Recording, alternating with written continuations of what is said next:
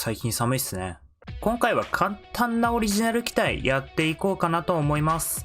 じゃあ、用意、スタート。というわけで今回素体にしていくのは HG エイジジェノアス2でございます。ガンダムエイジのアセム編から登場する連邦の量産型なんですけども、フリット編でエース機だったジェノアスカスタムが量産機として使われているのをなかなか活かす流れだと思うんですよね。今回はこのジェノアス2を素体にサクサクっとミキシング改造していこうかなと思います。実はというと、ビルドファイターズトライが放送されていた頃に作ったオリジナル機体があるんですけど、今見ると全体的にかなり荒い出来だったので、いつかリメイクしたいと思ってたんですよね。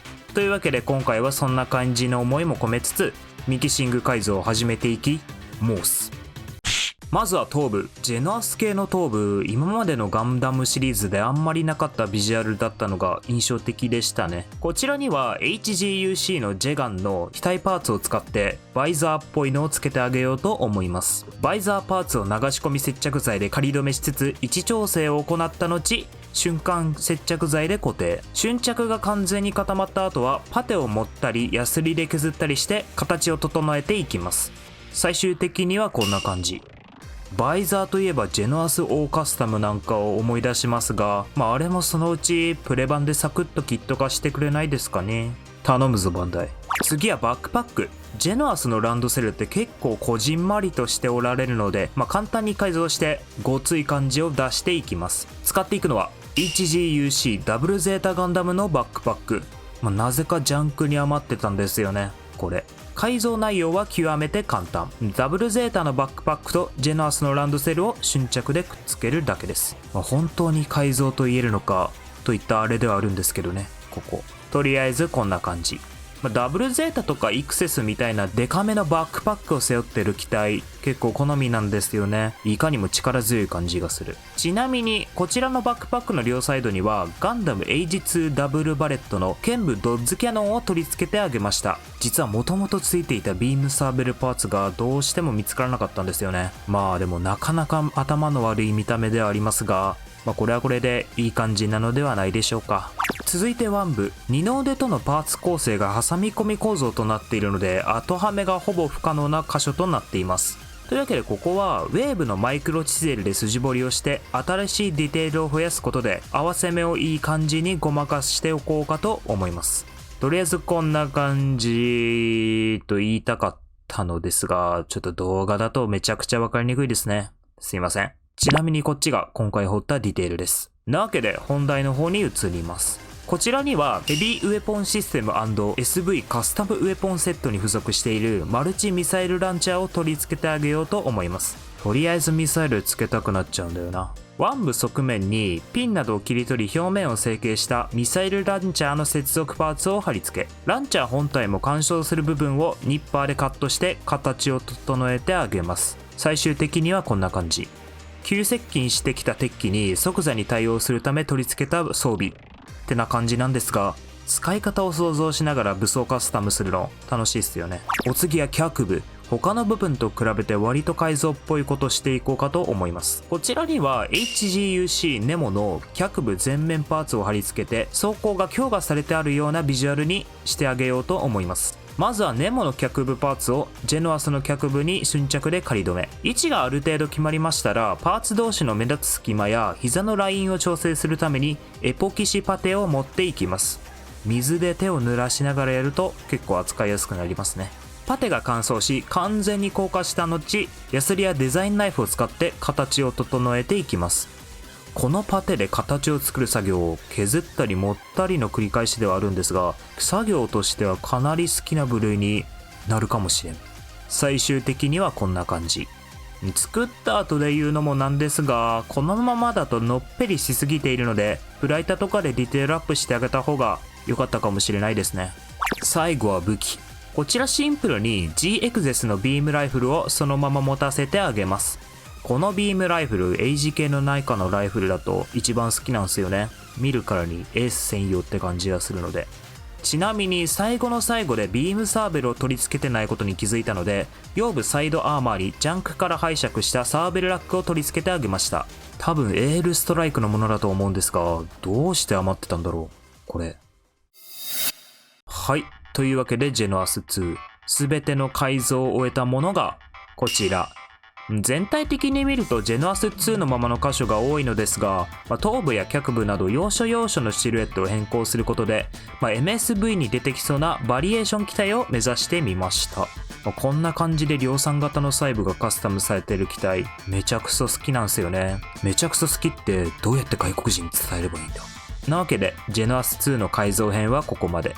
ここからは塗装編の方、やっていこうかなと思います。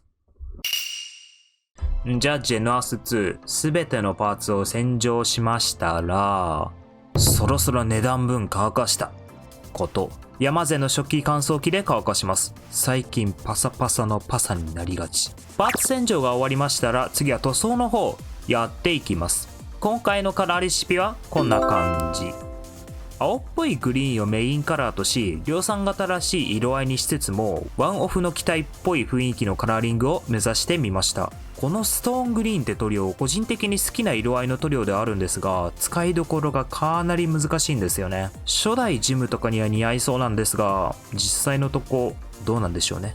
塗装が終わり、全てのパーツを乾燥させきってある程度組みましたら、次は墨入れの方やっていきます。今回はド直球に墨入れブラック。墨入れの定番色といえば黒色と個人的には思っているのですが、実際墨入れで使う時の黒ってなかなか取り扱いが厳しいんですよね。メリハリがつきやすいのはそうなんですが、あまりやりすぎるとくどくなるので、バランス感覚が若干シビアな色なのかなと思います。1、2のあんまり塗装に関しては詳しくないので、話半分で聞き流しといてください。というわけで墨入れの方も終わり。この後はいつも通り艶消しクリアを吹きまして、完成にしたいと思います。というわけでジェノアス、完成編の方へ、どうぞー。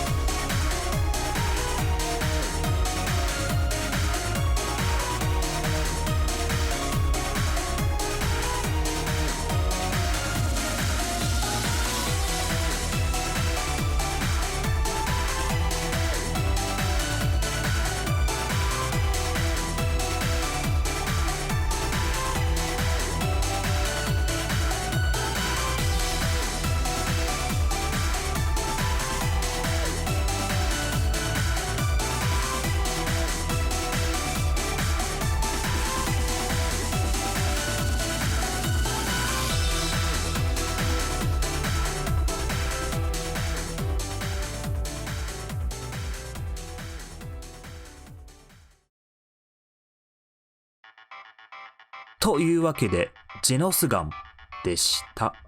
なんか適当にジェノアスのバリエーションキーみたいな感じの名前にしてみました。全体的にかなりシンプルな改造となってしまいましたが、いかがでしたでしょうか。割とカラーリングでごまかしちゃったところはありますが、結構オリジナル味もところどころ出せたんじゃないかなと個人的には思ってます。あくまで個人的。やっぱ量産型くんの改造法最高やな。はい。というわけで今回の動画はここまで。次回の動画があれば、また。